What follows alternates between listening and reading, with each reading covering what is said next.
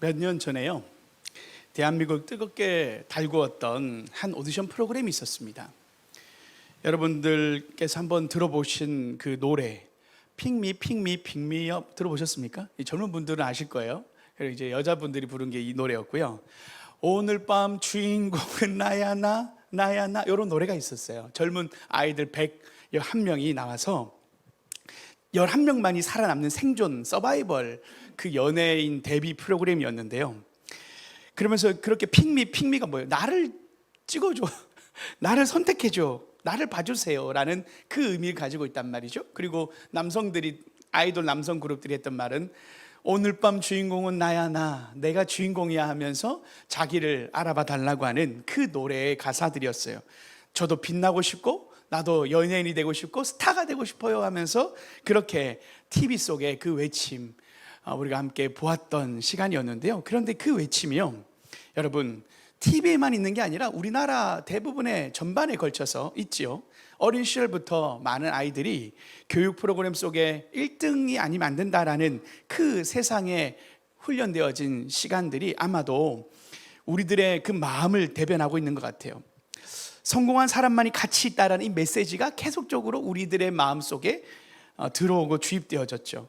여러분, 언젠가는 내 인생에도 화려한 스포트라이트가 비춰지겠지, 모두가 나를 우러러보는 드라마 같은 반전이 일어나겠지라는 우리가 알 수 없는 우리 마음의 소원함들이 모두에게 DNA처럼 있습니다. 그런데요, 그 화려한 조명이 꺼지고 나면 우리가 마주하게 되는 진짜 진실은, 현실은 무엇일까요? 그것은 모두가 센터가 되고 모두가 연예인 데뷔를 하기 원하지만 그 11명 제외한 나머지 아이들은 카메라 뒤에 앵글 밖으로 밀려나고 엑스트라처럼 그렇게 인생은 버려진 것처럼 느껴질 때가 있죠. 영화나 드라마도 비슷합니다. 주인공은 보면요, 절대 죽지 않아요. 주인공은 총을 그렇게 많이 쏴도 죽지 않습니다.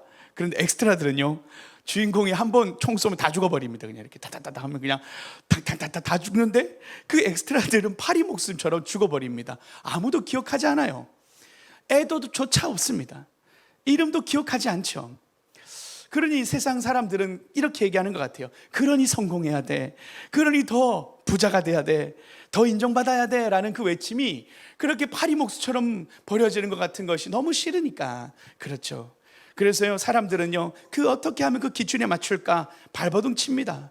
그런데 놀라운 건 그 기준에 도달한 사람은 몇 명이 없다라는 거죠. 그런데 오늘 놀라운 소식이 있습니다. 하나님의 기준과 하나님의 시선은 우리의 기준과 전혀, 우리의 시선과 전혀 다르다라는 거예요. 하나님이 원하시는 삶은요, 주인공이 되는 것이 아니라라는 겁니다. 오늘 하나님이 우리에게 더 나은 삶을 보여주시는데, 우리가 살고자 하는 그 삶을 살았던 그 한 사람을 만나보고자 합니다. 그 사람의 이름은 세례 요한입니다. 여러분, 오늘 하나님은 말씀을 통해서 우리에게 하나님의 기준으로, 하나님의 시선으로 우리 인생을 다시 바라보라 말씀합니다. 그래서 오늘 설교의 제목은 주인공이 아니어도 괜찮습니다입니다. 주인공이 아니어도 괜찮습니다.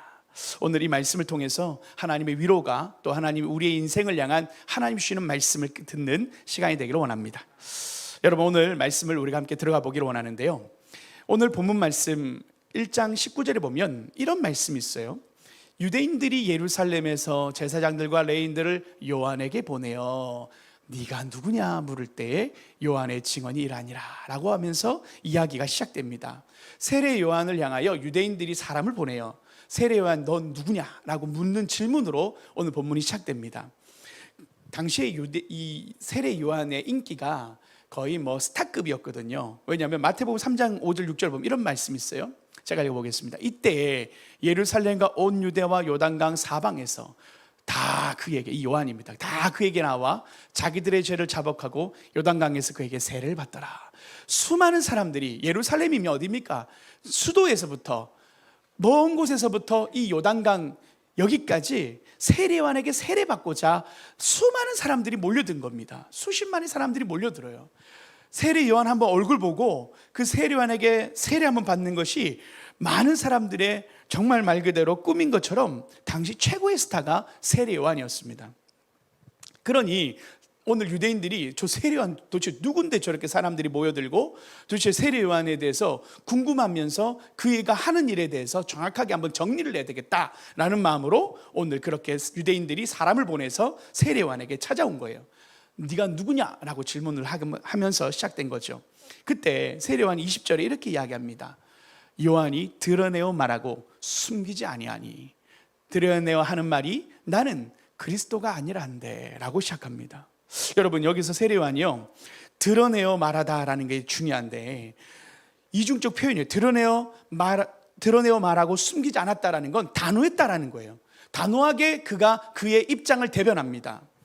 자, 뭐라고 묻냐면 다시 한 번 더 우리가 21절에 보면 이렇게 또 세례 요한을 향하여 질문합니다. 그리스도가 아니라고 하니까 또 묻되 그러면 누구냐? 네가 엘리야 아니야?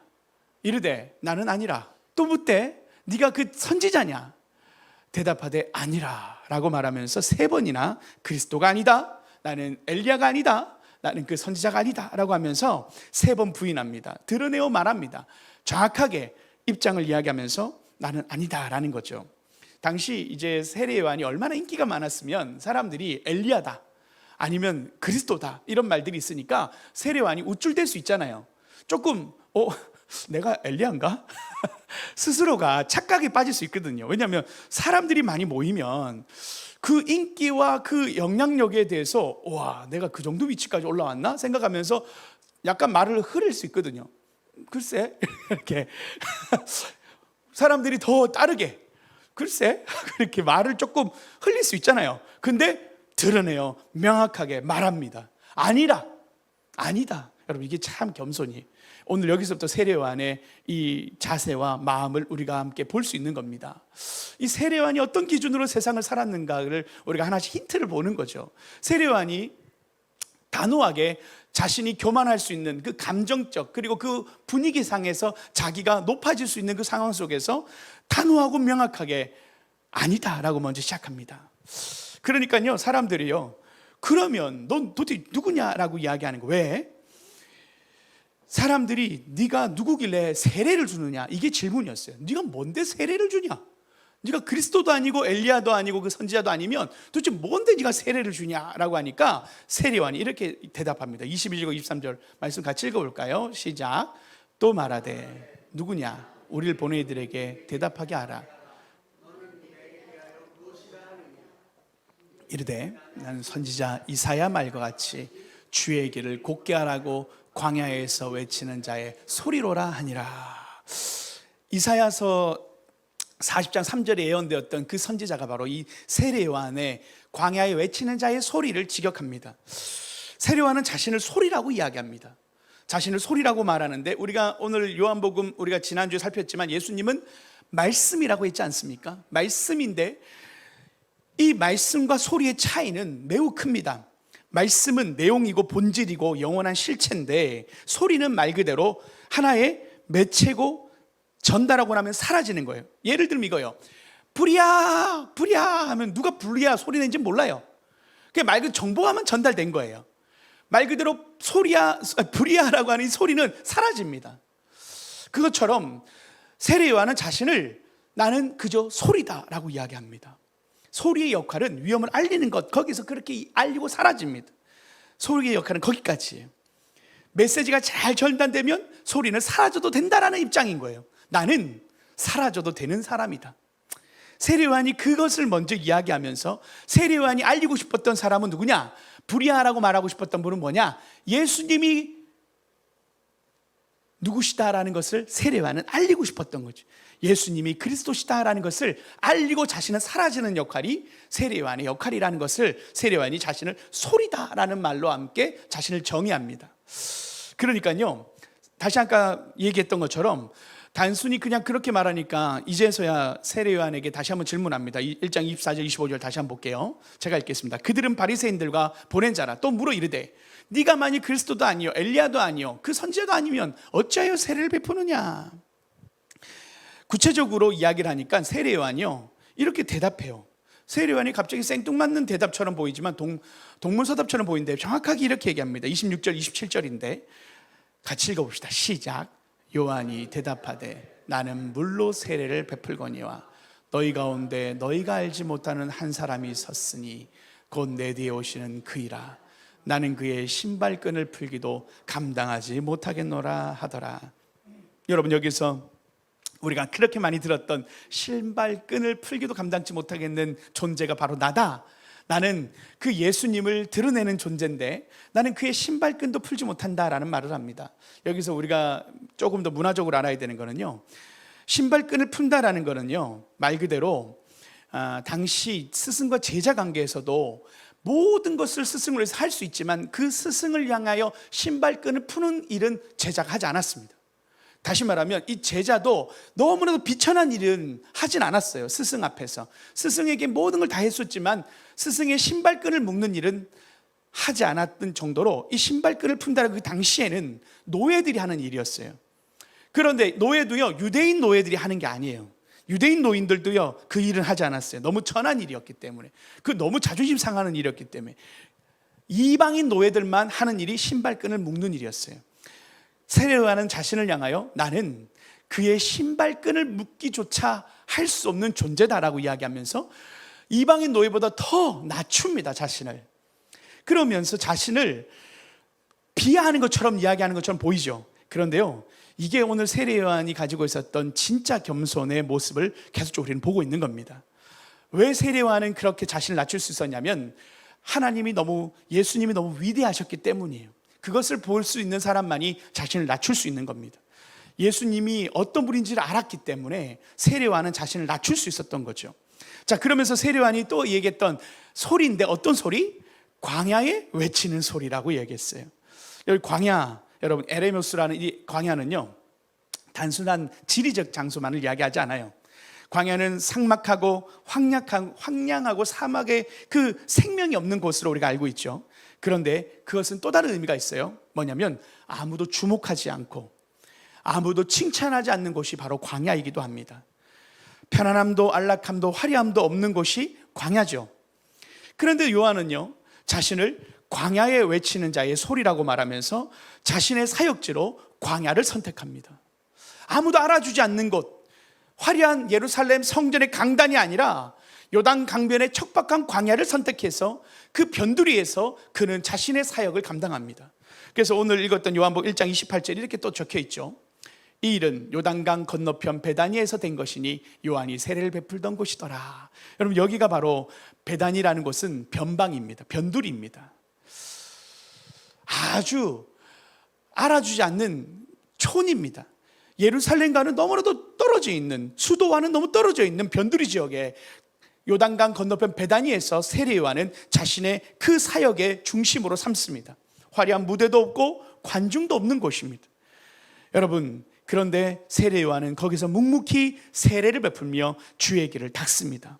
요단 강변의 척박한 광야를 세례요한은 선택하여 나는 광야에 외치는 자의 소리다라고 그는 자신을 소개합니다. 여러분, 광야는요 어떤 곳입니까? 이 성경에서 보면 광야라는 지역은요 하나님을 만나는 장소였습니다. 왜 세례요한이 광야를 선택했는가? 의미가 있는 거예요.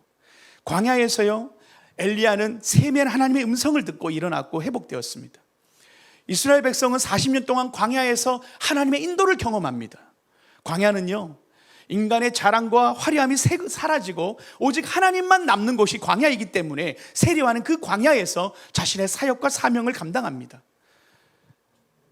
안락한 궁궐이 아니라 하나님의 광야라는 그곳에서 온전한 소리가 나올 수 있다라고 세례요한은 확신했던 것이죠. 힘들고 어려운 삶의 자리가, 우리의 그 광야가 하나님이 우리의 아름다운 소리를 내는 장소라고 이야기하기도 합니다. 오늘 세례요한은 그렇게 우리에게 이야기하는 것 같아요. 여러분, 광야는요 저주가 아닙니다. 광야는요 하나님이 특별히 우리를 만나주시는 장소입니다. 광야는요 우리의 소리를 내어야 할 진정한 사역의 현장이라고 주님은 말씀합니다. 신앙은 화려한 무대 뒤에, 하나님은 우리를 무대 위에 세우는 것이 아니라 척박한 광야와 변두리 같은 그 마을에 하나님은 우리를 그곳에 세우시고 묵묵히 사람들이 알아주지 않아도 그 걸음을 걸어가기를 원하신다라는 것이죠. 세례요한은 그 광야를 선택했다라는 겁니다. 세계적인 한 지휘자가 이끄는 오케스트라의 전설적인 팀파니 연주자가 있었답니다. 그는 그 오케스트라에서 40년간 넘는 그 시간을 지키면서 팀파니 연주자로서 그의 그 일생을 다했는데요. 이 팀파니라는 악기가 참 특별한 악기입니다. 독특한 악기이기도 해요. 이 한 유명한 교향곡을 합창할 때면 전체 한 70분 정도가 연주되어지는데 팀파니가 소리를 내는 시간은요 겨우 2, 3분밖에 안 되는 거예요. 나머지 시간은 무대 뒤에서 가만히 서서 기다립니다. 수백 명의 이 단원들 중에서 화려한 조명을 받는 그 역할은 바이올린이나 아니면 아름다운 독주하는 피아노나 플루트와 같은 연주자들이 중심에 서죠. 그래서 이 팀파니 연주자는 중심과는 거리가 멉니다. 그래서 관객들 대부분은 그가 누군지도 기억조차 못하죠. 서 있는지도 모릅니다. 그러니까 어느 날 한 제자가 이 연주자에게 물어요. 스승님, 선생님처럼 위대한 이 연주자가 공연 내내 딱 몇 번 북을 치기 위해서 1시간 넘게 서 계시는 것이 억울하지 않으십니까? 바이올린 연주자들은 내내 연주하고 피아노 연주자들도 독주에서는 화려하게 막 갈채를 받는데 사람들은 선생님이 계신조차도 모르는데 속상하지 않습니까? 자존심 상하지 않으십니까? 라고 질문을 하는 거예요. 그러니까 이제 이 노 연주자가 제자를 향해서요 눈을 잠시 보다가 조용히 미소를 지으며 이렇게 말하는 거예요. 자네는 내가 북을 치기 위해 이 무대에 서 있다고 생각하는가? 자네가 본 그 몇 분의 연주를 위해 나는 40년 동안 매일 아침 연습실에 첫 번째로 들어갔고 같은 악보를 수천 번 연습했고 지휘자 선생님의 숨결이나 지휘봉의 떨림 하나까지 읽어내려고 나는 늘 연구하고 연습했지. 자네는 내가 단지 북을 치는 것이라 생각하지만 나는 단 한 번의 타격으로 70분 전체 이 교향곡의 클라이막스를 완성하는 것이라 생각하네 라고 그가 이야기하는 거예요. 나는 그리고 수백 명의 연주자가 쌓아올린 그 거대한 음악의 탑 위에 마지막 정점을 찍는 역할을 하는 사람이라네. 그러니 자네는 이것을 기억해야 하네. 내가 소리를 내지 않고 기다리는 그 긴 침묵조차 지휘자 선생님의 음악 안에서는 가장 완벽한 연주라네. 침묵이 없다면 소리의 의미도 없는 법이라네. 그러면서 연주자가요 한마디 더 덧붙입니다. 지휘자 선생님이 서실 때마다 공연이 시작되기 전에 지휘자 선생님은 항상 나를 찾는다네. 그리고 나에게 한 번의 눈빛을 주시지. 수백 명의 연주자들 중에서 나를 바라보며 한 번의 눈빛을 줄 때 나에게 이렇게 말한다네. 오늘도 자네가 그 자리에 있어서 고맙네. 자네의 그 한 번의 타격을 나는 기다리고 있네. 내가 그 눈빛을 한번 받으면 나는 세상에서 가장 중요한 사람이 된다네. 주인공이 되는 것보다 훨씬 더 영광스러운 존재가 되는 것이라 나는 생각한다네. 왜냐하면 나는 거장의 음악을 완성하는 마지막 소리이기 때문이라네. 이것이 나의 자부심이라네 라고 하며 그 제자에게 이야기했답니다. 여러분, 때로는 우리가 인생이라는 무대 뒤에서 아무 소리도 내지 못하고 때로는 방치된 것 같은 엑스트라로 느껴질 때가 있습니다. 왜 하나님은 나를 쓰지 않으실까?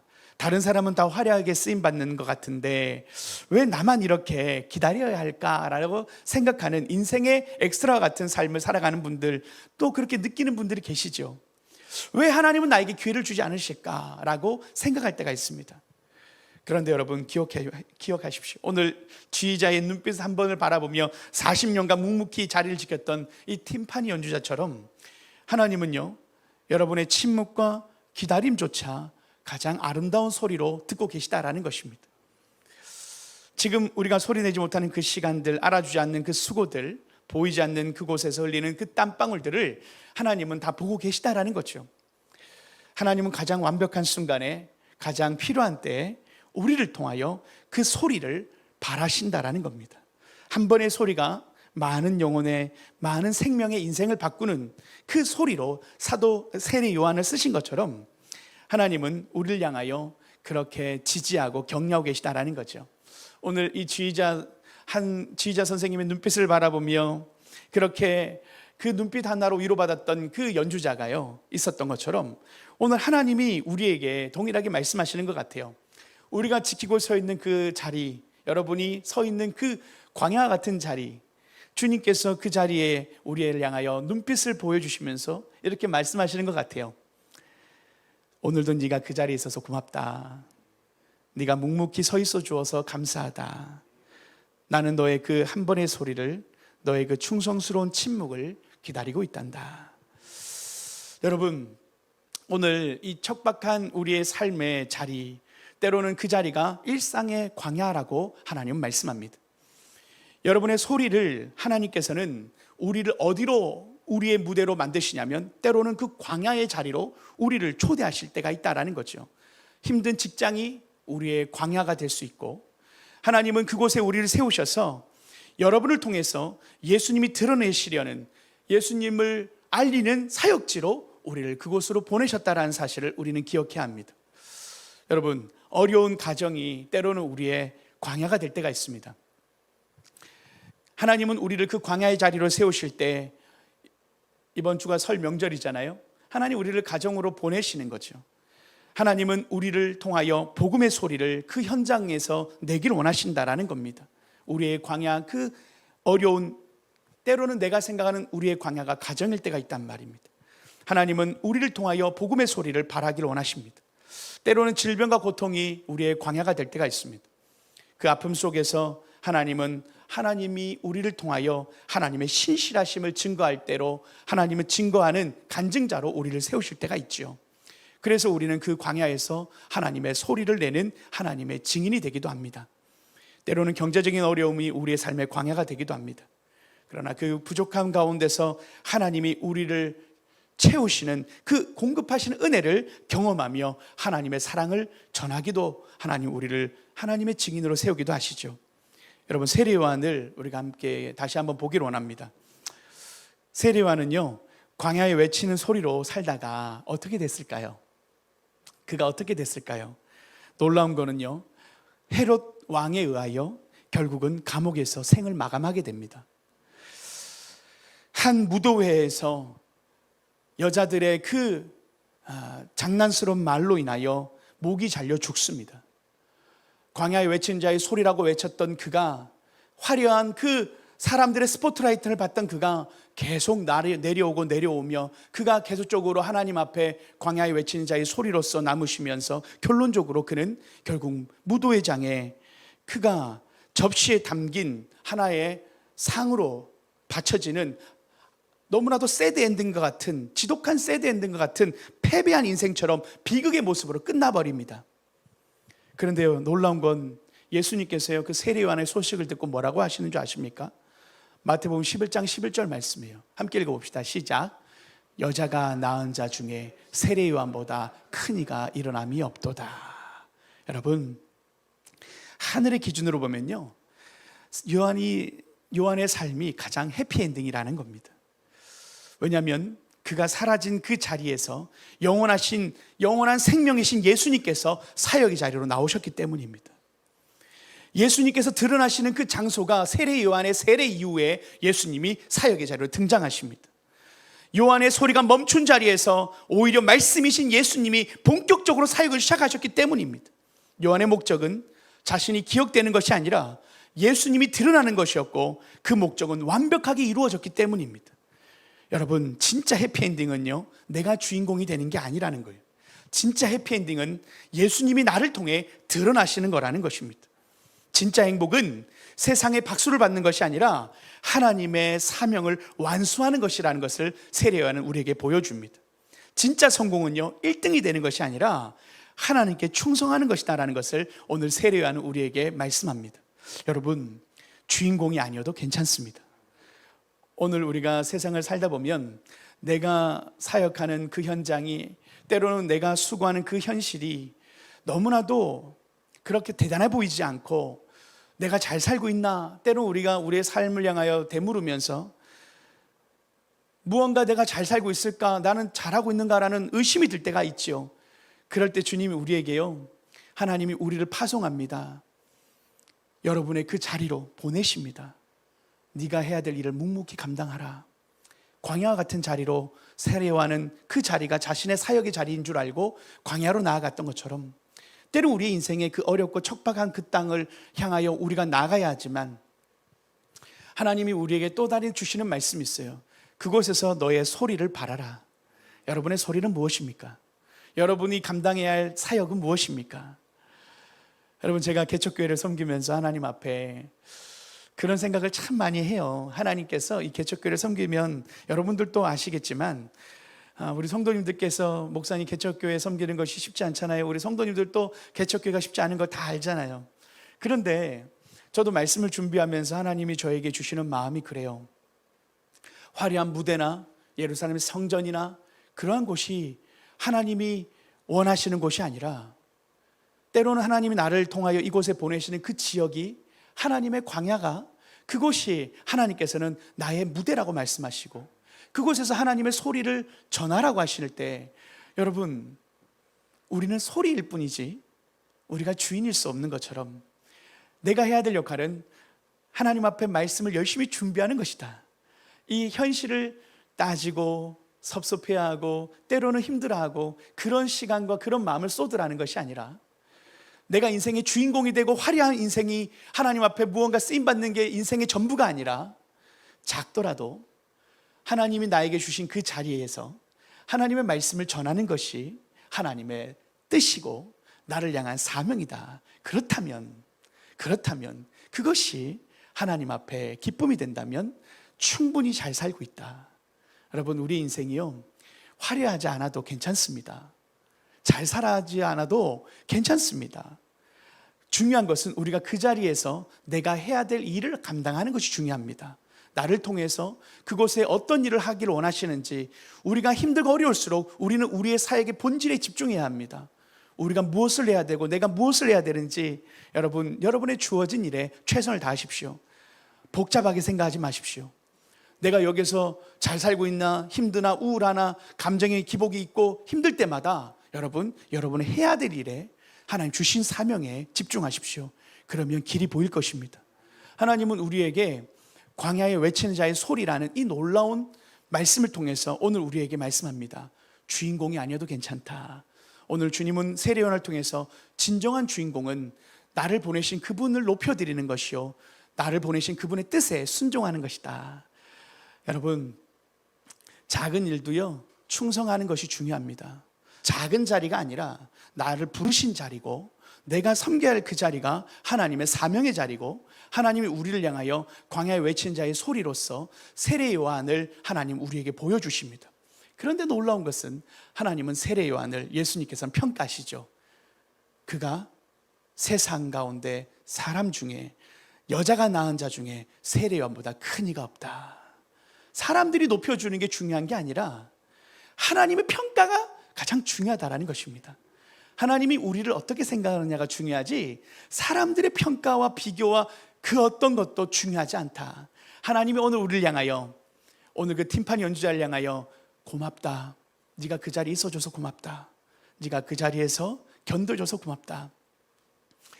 하나님이 우리의 그 연주가 70분을 다 채우는 것이 아니어도 그 한 번의 타격 하나로, 하나님 나를 그 자리에 보내신 그 이유 하나로 내가 그곳에 예수님을 드러내는 광야에 외치는 자의 소리로, 그분을 먼저 예비하는 자리로 세례 요한이 사라지는 소리가 될지라도 내가 예수님을 드러내고 사라진다면 그 자리가 가장 아름다운 사명의 자리일 줄 믿습니다. 그게 세례 요한의 마음이었고, 그가 지극히 낮은 자의 자리로 내려가면서 예수님만 높여드리는 그 자리를 선택했습니다. 근데 놀라운 건 예수님은 그가 주인공이었다. 그가 세상 가운데 주인공이었다. 그가 잘 살았다. 세상의 평가에 휘둘리지 마시고 세상의 경쟁과 비교에 흔들리지 말고, 설날 명절에 사람들이 아이고 너 또 뭐 직장은 어디니부터 해가지고 뭐 결혼 언제 하니, 때로는 너의 자녀는 뭐 어떤 대학 가니, 이런 이상한 말들 앞에서 흔들리지 마시고, 할렐루야, 나 예수님 잘 믿고 있고 나 교회 잘 섬기고 있고, 그리고 이렇게 하세요. 나 개척교회 섬기고 있다. 여러분, 아무나 개척교회 섬기는 거 아닙니다. 하나님이 하나님의 사람들을 부르실 때 하나님이 특별한 은혜로 부르셨다. 여러분, 자랑입니다. 요즘 시대에 누가 개척교회를 섬기려 합니까? 배단이라는 광야에 누가 나가려 합니까? 척박한 땅에 누가 나가려 합니까? 세례와는 그 자리를 하나님 부르신 자리로 알고 섬겼다. 여러분을 향한 하나님의 그 부름 앞에서 세상 사람들이 뭐라고 얘기해도, 누구도 뭐라고 얘기해도 흔들리지 마십시오. 하나님이 나를 알아주신다, 하나님이 잘하고 있다고 하면 잘하는 겁니다. 그래서 저는 하나님 앞에 늘 저를 향하여 하나님 주신 말씀이 그거예요. 김 목사, 금이야, 너 잘하고 있어. 너 잘하고 있어. 하나님이 제 마음에 주시는 말씀 앞에 더 저를, 하나님 부단하게 저를 향한 하나님 말씀은, 더 말씀을 잘 준비해. 네가 할 일은, 내가 할 일과 네가 할 일은 다르다. 네가 할 일은 말씀을 준비하고 예배를 준비하는 것이고, 내가 할 일은 내가 할 것이다. 여러분, 복잡하게 생각하면 힘들어집니다. 복잡해집니다. 그러나 심플하게, 간단하게 내가 해야 될 일에, 여러분의 주어진 사명 앞에 집중하고 견디다 보면 하나님이 우리를, 하나님께서 칭찬하시고 착하고 충성된 종아 내가 참 잘하였다 하실 줄 믿습니다. 여러분, 우리가 광야에서 비록 우리의 삶이 광야 같은 삶일지라도, 아직 끝나지 않은 우리의 삶의 문제들이 많이 산적해 쌓인 것 같아도, 여러분, 우리가 소리로 살아갑시다. 그 광야에서 소리로 살아갑시다. 주님의 소리로, 하늘의 소리로 우리가 살아가는 저 여러분 되시길 축복합니다. 함께 기도하시겠습니다.